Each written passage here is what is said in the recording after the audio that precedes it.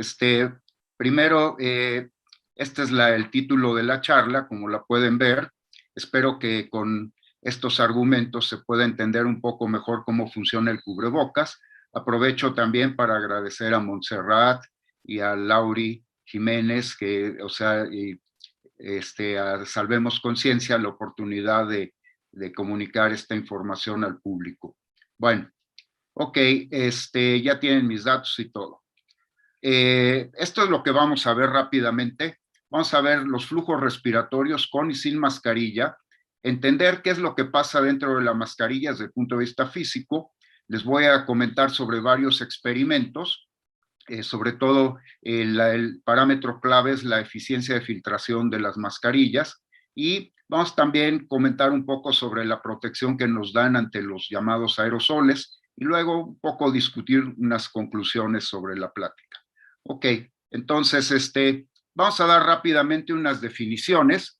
Ya he dado 2 charlas, entonces no me meto en detalle. Las gotículas son las partículas del bioaerosol cuando son formadas, y antes de que ellas se evaporen son líquidas, típicamente son grandes, de más de 50 micrómetros. Los aerosoles no son algo distinto a las gotículas, son una fase de las gotículas, que es cuando estas se evaporan, quedan sus núcleos resecos, y eso es lo que llamamos aerosoles. Bueno, estas 2 definiciones son importantes tenerlas en mente. ¿Qué pasa cuando no hay mascarillas? Cuando no tenemos mascarillas, tenemos esta situación. Una persona durante la actividad respiratoria, que podría ser respirar, vocalizar, estornudar, toser e incluso hasta fumar o usar un cigarro electrónico, etcétera, son actividades respiratorias. Mientras esas suceden, hay un flujo respiratorio que es el aire exhalado. El aire exhalado pues tiene estos bioaerosoles, estas partículas. Las más grandes, que son las gotículas, caen rápidamente en segundos y muy cerca. Los aerosoles, son típicamente más pequeños, siguen el flujo, y al final de la exhalación se genera lo que llamamos un vórtex turbulento, porque el aire circundante se mezcla y genera movimientos rápidos rotatorios, y entonces, bueno, esto es lo que sucede mientras dura Ahora, el cubrebocas, como lo ven acá, tapa todo esto. Básicamente castra todo este fenómeno dinámico. Ahora, ¿qué pasa después una vez que termina la actividad respiratoria? Pues el vórtex se dispersa, y los aerosoles, que han sido un poco dispersados también por el vórtex, siguen simplemente las corrientes circundantes. Los más grandes, los aerosoles más grandes, caen en cuestión de minutos, pueden viajar distancias grandes, pero caen, y los más chicos son los que se pueden quedar flotando durante horas. Esto es lo que pasa sin mascarilla. Ahora, vamos a visualizar qué es lo que hace la mascarilla con el flujo respiratorio, ¿sí? Aquí tenemos un artículo que tuve el gusto de arbitrar, está ahora en proceso de arbitraje, y podemos ver cómo, no sé si pueden ver mi cursor, aquí sin mascarilla, este es el flujo. Cuando hay una mascarilla médica, fíjense cómo el flujo queda muy restringido, básicamente sale el aire a través de los huecos de la mascarilla. Hay mascarillas médicas de menos calidad. Esta, por ejemplo, probablemente el sujeto no se la puso bien y hay un flujo mayor. Esto es cuando esta mascarilla se usa una mascarilla doble, entonces prácticamente suprime el flujo que puede haber por acá, pero no el que está por acá. Un N95 tiene además, suprime estos 2 flujos, pero hay un flujo a través de la misma mascarilla. Y este es el que tiene válvula, que pues, las válvulas no son muy buenas. Estas son imágenes Schlieren, es una técnica para poder visualizar flujos que de otra manera serían invisibles. Lo que hace es, toma en cuenta que hay pequeños cambios en los índices de refracción debido a la presencia de estos flujos que de otra manera serían invisibles. Este es un artículo publicado por científicos indios en la revista Physics of Fluids, que tiene también, usa también la técnica esta de imagenología Schlieren, y aquí tenemos 9 casos, sin máscara, con mascarilla médica, con un N95, poniéndose la mano, así poniéndose la mano como pueden verlo, con las dos manos, con un pañuelo, la mano encima de la máscara. Es interesante, son muchas situaciones, estornudando a través del codo y a través del codo teniendo la camisa puesta. Aquí lo que se está viendo son toses inducidas. Y lo que tenemos, no sé si, no sé, aquí es cuando no hay mascarilla, fíjense cómo el flujo sale. Cuando hay una mascarilla médica, el flujo queda bastante disminuido. El N95 lo disminuye mucho más. Cuando se pone la mano, pues, prácticamente no sirve de mucho. Lo que hace es que el fluido va hacia arriba y hacia abajo, pero bastante grande. Las dos manos tampoco sirven gran cosa. El pañuelo tampoco sirve gran cosa. Y si se pone la mano encima de la máscara, pues lo que hace es que se aumenta el flujo por arriba y por abajo. Y bueno, estos otros dos pues también muestran que no hay gran ayuda en estas maneras. Obviamente la supresión mayor es con las mascarillas. Ahora, ¿qué pasa cuando el flujo entra a la mascarilla? Lo que tenemos es una interacción entre gotículas y aerosoles y un fibrado. Esta interacción, hay cinco procesos físicos que se dan en estas interacciones. Aquí pueden ver ustedes las líneas de flujo. Las partículas más grandes no siguen las líneas de flujo, sino que tienden a caer por gravedad. Entonces, al caer, piensen ustedes que esta cosa es como el corte seccional de un cilindro. La fibra es como un cilindro. Entonces, las partículas, una vez que están cayendo, pues si son grandes, van a acabar golpeando una fibra. Ahora, algunas partículas, las muy grandes, también de las grandes, no siguen las líneas de flujo, pero acaban impactándose con una fibra.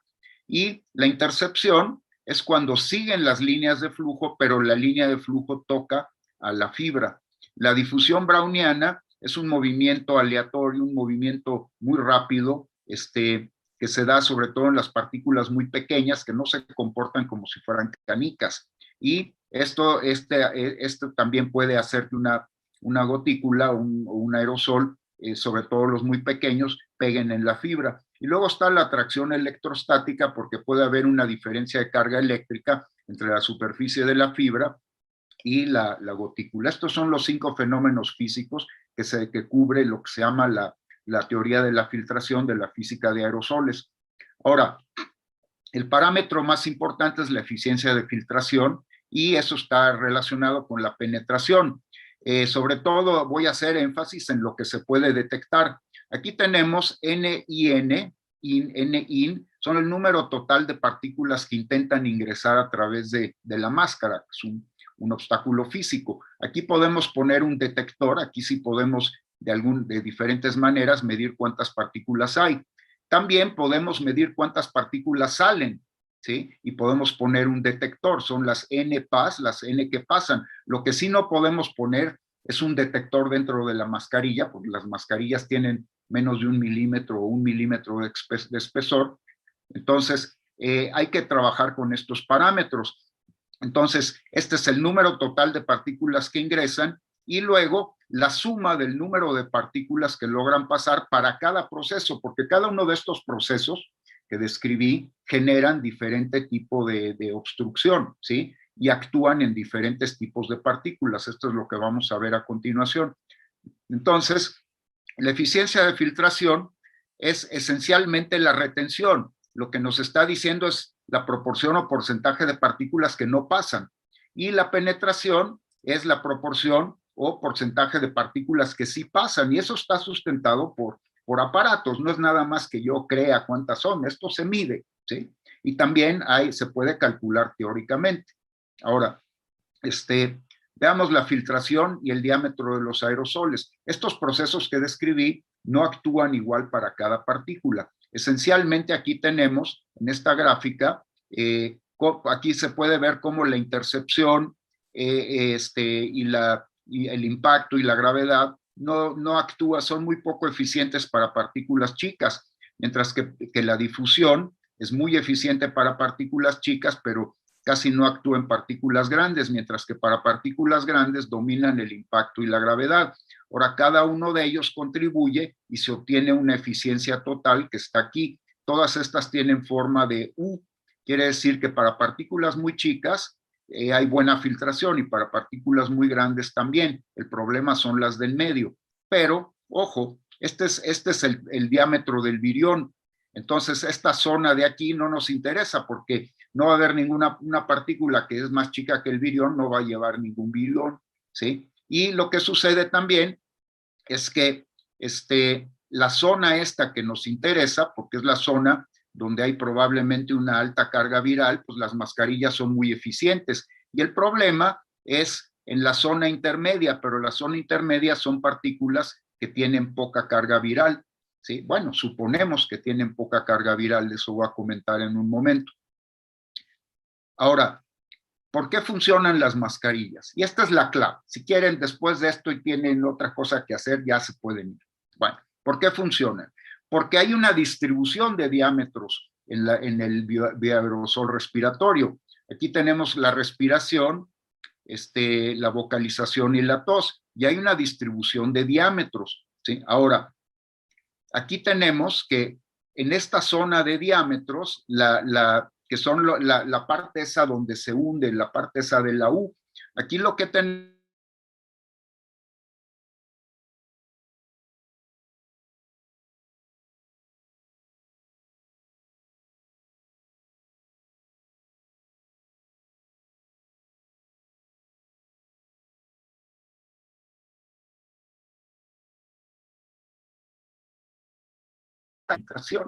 entonces, pues esencialmente en las mascarillas, claro, supuestamente bien usadas, ¿no? Las mascarillas tienden a retener a los aerosoles que son más peligrosos. Bueno, ahora, eh, esto está sustentado también por mediciones. Aquí tenemos un resumen de las mediciones de gotículas y aerosoles emitidos por sujetos humanos. Y lo que tenemos es que aproximadamente el 92% de los virus se deberían de alojar en el 18% de los aerosoles. ¿Por qué digo esto? Porque no sabemos cuánta carga viral tiene cada una de estas partículas. Lo que sí podemos suponer, y es plausible, es que deben de tener, de la carga viral debe de ser proporcional al volumen. Y haciendo esta suposición, podemos decir que la inmensa mayoría de los virus se alojan en las gotículas o aerosoles más grandes, que también son minoritarios. La mayoría de ellos son chiquitos. ¿Ok? Ahora, aquí voy a describir rápidamente una serie de simulaciones y experimentos. Este es mi experimento, mi simulación favorita. Es un equipo japonés. Aquí pueden ver el aparato. Son dos maniquíes que se les pone máscara o se les quita la máscara y están separados 50 centímetros o 1 metro, y lo que se hace es una suspensión del virus SARS-CoV-2, por eso me gusta el experimento, la simulación esta, porque utiliza el virus directamente y está siendo transportada por un aerosol no biológico, ¿sí? Y obviamente se puede usar el virus porque son maniquíes, ¿no? Entonces no hay problemas éticos con eso. Ahora, lo que hace es se ponen detectores, como les mostré, que checan el contenido viral y también las FPU y también las muestras de RNA. Y el resultado de este experimento pues, es que la retención viral es mayor en la N95 ajustada, eso es mayor que la N95, eso es mayor que las mascarillas médicas, y las mascarillas médicas son mejores que las hechizas. Bueno, y aquí tenemos los resultados. Si, por ejemplo, comparamos distancias, vemos que el contenido viral, aquí pueden ustedes ver que sin mascarilla, el contenido viral disminuye un 43% y un 31% cuando la distancia se duplica, de 25 centímetros a 50, y disminuye todavía más cuando la distancia pasa a 1 metro. O sea, si hay un efecto de distancia, lo cual justifica la cuestión de la distancia que se recomienda. Ahora, esto también demuestra que hay una simetría entre alguien que está, por ejemplo, el emisor emisor no tiene mascarilla y el receptor tiene, ahí la penetración en la mascarilla o sea, la persona expuesta va a recibir más que si el emisor tuviera la mascarilla, o sea, no es lo mismo, ¿sí? Aquí el emisor tiene mascarilla y la recepción es mucho menor. No me detengo en las cifras, pero ustedes pueden checar el material después de que yo hable y también pueden solicitarme referencias, con todo gusto se las proporciono. Aquí están los datos de la penetración viral, pero esto es de más riesgo que esto, pero tomen en cuenta que esto es una exposición a 50 centímetros. Otra cosa que dice es el efecto del contenido viral. Quiere decir que si hay un mayor contenido viral acá, que acá, perdón, es al revés, aquí es donde hay mayor contenido viral que acá, lo que sucede es que también el que está expuesto va a recibir más virus, ¿sí? Si hay una dependencia también directa entre el contenido viral, ¿sí? Y eso no me detengo mucho en los detalles, aquí están. Luego, este es otro experimento muy interesante, parecido al que han hecho los CDC por científicos norteamericanos. Aquí se tienen dos voluntarios, un hombre y una mujer, portando diversas mascarillas, ¿sí? Están expuestos a un aerosol no biológico, ¿sí? Aquí no usan virus porque pues, son sujetos humanos, ¿sí? Y bueno, aquí lo que tenemos es que los N95, aprobados por los CDC, incluyendo algunos modelos chinos, los N95 con fecha de expiración pasada y aquellos que han sido desinfectados, y también las mascarillas, de dos tipos de mascarillas médicas analizan.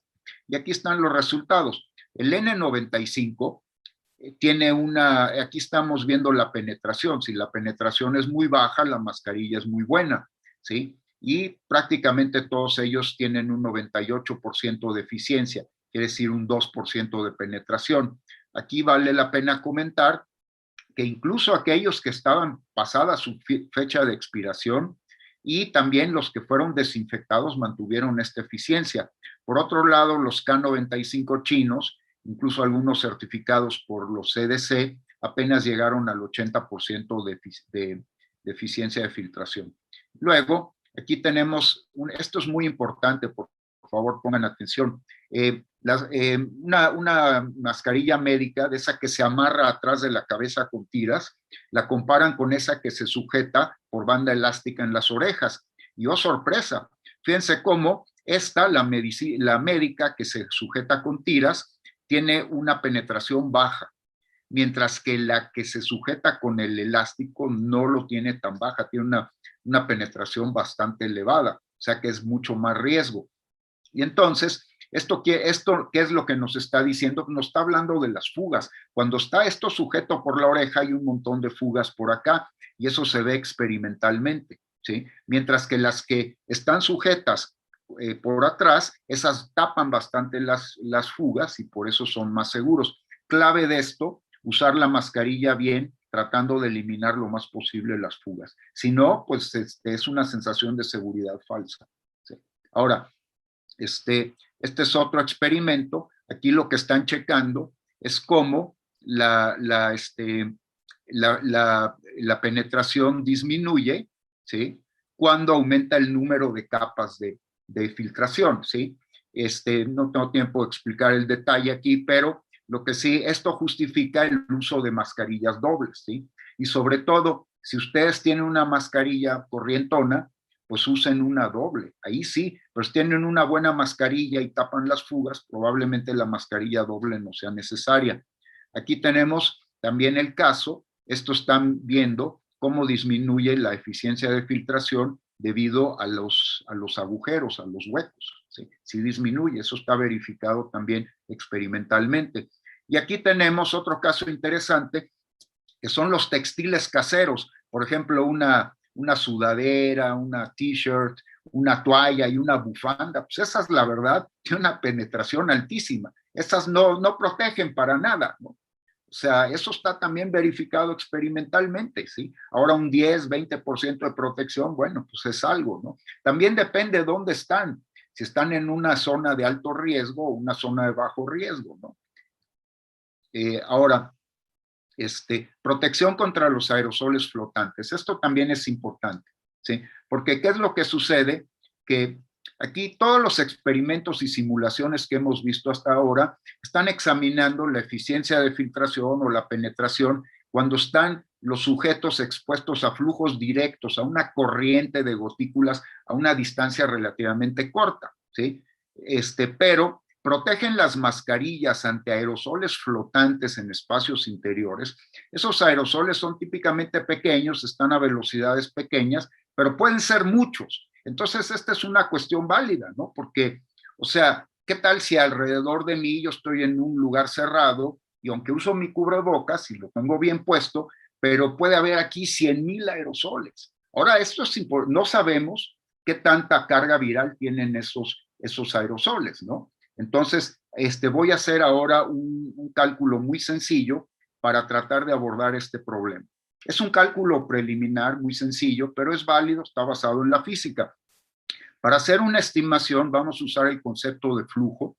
El flujo es la multiplicación de la densidad por la velocidad, y vamos a calcular esto en un caso específico. Veamos un ejemplo ilustrativo.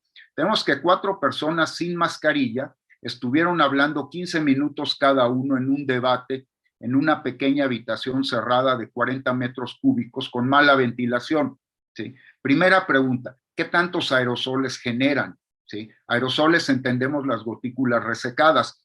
¿Qué tantos respiraría una persona con mascarilla que ingresa al fin del debate? Bueno, advierto que este es un cálculo muy simple, pero hay ciertas suposiciones que estamos haciendo. Primero tenemos que ver la cantidad de aerosoles generados. O sea, ¿cuántos aerosoles se genera por hablar? Si al hablar sin mascarilla normalmente se emite un promedio de 5 partículas por segundo. Esto está amparado también en mediciones experimentales, ¿sí? Ahora, el número total de partículas pues, serían las 5 partículas por los segundos, son 18,000. O sea que típicamente, bueno, aquí estoy suponiendo que los aerosoles no chocan y se mantienen, porque los aerosoles al chocar con la pared se pueden, ya hay una deposición de ellos y se quitan, pero vamos a suponer que no, que todos los 18,000 ahí andan y están en toda la hora. La velocidad promedio en interiores es de 10, del orden de 10 centímetros por segundo, pero supongamos que es 20 para hacer el caso más duro, ¿sí? Y el flujo de partículas lo calculamos, aquí lo pueden ver, es bastante chico, son casi como una décima de partícula por centímetro cuadrado por segundo. Ahora, esas partículas, para contagiar a la persona que entra, deberían de fluir por los huecos de la mascarilla. Suponiendo que la mascarilla tiene 200 centímetros cuadrados, los huecos deberían de tener del orden de 10 centímetros cuadrados. También, si la mascarilla está puesta, este es el valor más grande posible, porque quiero enfatizar la situación de más riesgo. El flujo de partículas a través de los huecos sería de casi 1 partícula por segundo. ¿Ok? Y entonces, la cantidad total de partículas que fluyen dentro de la mascarilla, pues obviamente depende del tiempo que la persona va a estar ahí. Si va a estar 1 minuto, pues estaríamos esperando que le entrarían 54 partículas. 10 minutos, 540 partículas. 1 hora, 3,240 partículas. Entonces, es un riesgo más elevado. Pero ojo, hay que comparar que con todo y todo sería un riesgo mucho menor en comparación con la exposición a gotículas o aerosoles para alguien que está hablando enfrente de nosotros y la persona no tiene mascarillas. Ahí en 1 minuto serían 300 partículas, en 10 minutos 3,000 y en 1 hora 18,000. Entonces, esencialmente podemos concluir de estas cifras, y me gustaría poder tener más tiempo para explicar los razonamientos, que en este caso la mascarilla sí protege a la persona que entra, pero siempre y cuando esté cuando mucho unos minutos ahí, 10 minutos, ¿sí? Y si está 1 hora, entonces sí está en riesgo, aunque sea un riesgo menor que con la exposición directa. Porque, recuerdo, y aquí les pongo los datos experimentales, porque ¿de qué sirve saber que hay 80 millones de aerosoles si no sabemos la carga viral que tienen? Y típicamente los aerosoles que se quedan más tiempo flotando son los que menos carga viral hay que tener. Pero, ojo, si ustedes están en duda y tienen que entrar, y es una habitación mal ventilada donde hubo gente que estuvo hablando, etcétera, etcétera, traten de estar poco tiempo ahí porque es una zona de peligro, ¿sí? Bueno, conclusiones. Rápidamente voy a barajar las conclusiones. Hay muchas cosas que no pude presentar o discutir. Este es un fenómeno complejo. Es difícil decirle a la gente, sí, hagan esto, no, no hagan esto, porque hay cosas que todavía no sabemos, pero esencialmente lo que ustedes, el mensaje que se pueden llevar a la casa es la teoría de la filtración de la física de aerosoles, así como numerosos experimentos y simulaciones, garantizan que los cubrebocas usados correctamente sí protegen, bloquean y deforman al fluido, absorben a las partículas que son las que se espera que tengan una mayor carga viral, ¿sí? O sea, sí funciona. El cubrebocas no es un cuento, ni una historia, ni me lo dijo la señora o lo dijo el político tal. Sí funcionan, ¿sí? Ahora, la analogía es portar un casco y un chaleco antibalas en una zona de guerra. ¿Quién iría a una zona de guerra sin casco y sin un chaleco antibalas? Ahora, es decir, ay, pero al soldado fulano o el ejército tal los derrotaron y eso que llevaban cascos y todo. Bueno, es lo mismo, el casco no garantiza que una persona no vaya a morir en una zona de guerra, ¿sí? Es un elemento de protección, no es una garantía. No es un santo en el cielo que nos va a proteger, es una modesta garantía, ¿sí? Ahora, intentar reducir huecos y fugas lo más que se pueda, ¿sí? O sea, nunca en una zona de guerra irían ustedes con un casco que está medio chueco y que les deja expuesta pues una enorme o un chaleco antibalas roto, mal utilizado, pues no, ¿sí? O sea, reducir huecos. El hueco es el principal elemento que le resta eficiencia a los cubrebocas. La buena calidad de la fibra también es igual. Los N95 son caros y son de uso médico. Para uso comunitario basta la KN95 y la mascarilla amarrada. Amarrada atrás para tapar los huecos, no las de las orejas. Si tienen esa de las orejas, pónganse una doble. ¿Qué pasa cuando se ponen una doble? Que obtienen un mejor ajuste a la cara, ¿sí? Pero por otro lado, dos mascarillas puede ser también cansado, ¿sí? Por eso no quiero yo dar una recomendación tajante, venida del cielo, ahí, pum, ¿no? Ahora, no garantizan riesgo cero, lo cual no existe el riesgo cero. Toda la vida estamos negociando riesgos. Cuando ustedes manejan, tienen riesgo de chocar, se suben en un avión, se puede estrellar. No existe el riesgo cero, por favor. Eso es algo muy importante que la gente tiene que entender. Hacemos esfuerzos humanos modestos por reducir el riesgo lo más razonablemente posible. Y por último, hay muchas cosas que no sabemos. No sabemos la carga viral que tienen las partículas, ya sea aerosoles o gotículas. No sabemos. Hay cosas que no se saben y constantemente está cambiando este conocimiento. Por eso es importante mantenerse alerta y es importante entender que nos enfrentamos a un fenómeno complejo. Es un fenómeno que todavía no acabamos de entender bien, que lo seguimos aprendiendo. Es un fenómeno que gentes que tenemos formación científica pues nos deja a veces confundido, ¿sí? Entonces, pues lo que nosotros podemos hacer es proporcionar información y la gente debe de hacerse responsable de acatar o no esa información y también a la gente se le debe dar autonomía para que ellos negocien los riesgos, pero en base a información. Si ustedes tienen información, ustedes asumen los riesgos y saben a lo que están expuestos. Y bueno, pues espero que hay muchas cosas que no he podido cubrir, pero con todo gusto las atiendo a la hora de las preguntas. Y pues sigan adelante porque viene un programa muy bueno con dos grandes médicos. Y bueno, pues aquí nada más usen los cubrebocas y úsenlos bien. Eso es todo. Y pues muchas gracias. Creo que ahora sí terminé a tiempo.